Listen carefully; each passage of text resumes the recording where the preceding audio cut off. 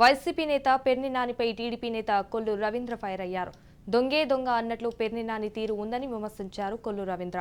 తాము వేసిన అప్పీల్ ప్రకారం ఆర్టీఓ డీటీని సస్పెండ్ చేయమని కలెక్టర్ని హైకోర్టు ఆదేశించింది. పెర్ని నాని కలెక్టర్ కాలు పట్టుకోవడంతో వారిద్దరికీ షోకాజ్ నోటీసులు ఇచ్చారు. పెర్ని అధికార దాహనానికి అధికారులు బలైపోతున్నారన్నారు. ఓటర్ల జాబితాలో పెర్ని నాని చేసిన తప్పులపై అనేక సార్లు అధికారులకు ఫిర్యాదు చేశామని కొల్లు రవీంద్ర వెల్లడించారు. పెర్ని నాని గారు దొంగే దొంగ దొంగ అన్నట్టుగా ఆయన వ్యవహారం ఉంది. బందరు ఓటర్ లిస్టులో అవకతవకలు జరుగుతూ ఉన్నాయి. ఆల్రెడీ హైకోర్టులో ఒక పిల్ కూడా నడుస్తూ ఉంది. ఆ పిల్లో అక్కడ జరుగుతున్నటువంటి డైరెక్షన్స్ ప్రకారం ఇక్కడ ఉన్నటువంటి డీటీని ఆర్డీఓకి సస్పెండ్ చేయమని చెప్పి మరి ఆ రోజున ఆర్డర్స్ వస్తే మరి ఇప్పుడున్న కలెక్టర్ గారే షోకాజ్ నోటీసులు జారీ చేస్తే కాళ్ళు పట్టుకుంది ఈ పెర్ని నాని గారు కదా. వీళ్ళకి తొత్తులుగా వ్యవహరించడం వల్ల అధికారులు బలైపోతా ఉన్నారు.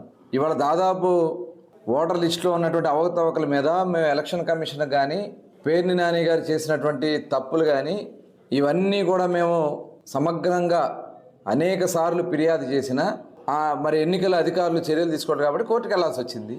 దానికి సమాధానం ఎందుకు చెప్పలేకపోయారు పెర్ని నాని గారు?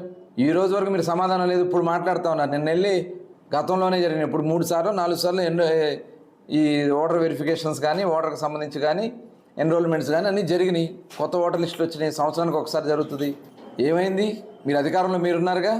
ఊరికే తప్పుదారి పట్టించడానికి, ప్రజల్ని తప్పుదారి నడిపించడానికి ఇలాంటి తప్పుడు కూతలు కూస్తే నమ్మడానికి ఇక ప్రజలు అమాయకులు కాదు. పెర్ని నాని గారు గుర్తుపెట్టుకోండి. ఇవాళ అధికారులు కూడా మేము చెప్తా ఉన్నాం, ఇంకా మీరు మోసం చేసి మభ్యపెట్టి మీరు కానీ వాళ్ళకు తొత్తులుగా వ్యవహరిస్తే తగిన మూల్యం మీరు చెల్లించుకుంటారు. మీకు ఉద్యోగాలు, మీ పిల్లల భవిష్యత్తు అది మీరు దృష్టిలో పెట్టుకుని పనిచేయాలా. ఈరోజు కాన్స్టిట్యూషనల్ డే కూడా నేను డాక్టర్ బిఆర్ అంబేద్కర్ గారు ఏ ఆలోచనలతో అయితే ఇవాళ మనకి ఒక రాజ్యాంగాన్ని ఇచ్చి వ్యవస్థను క్రియేట్ చేసి ఆ వ్యవస్థలో నడవాల్సినటువంటి విధి విధానాలు పెట్టారో దానికి పరిధి మించి దాటారా ఖచ్చితంగా రేపు మూల్యం చెల్లించుకుంటారని చెప్పి అధికారులు నేను తెలియజేస్తాను.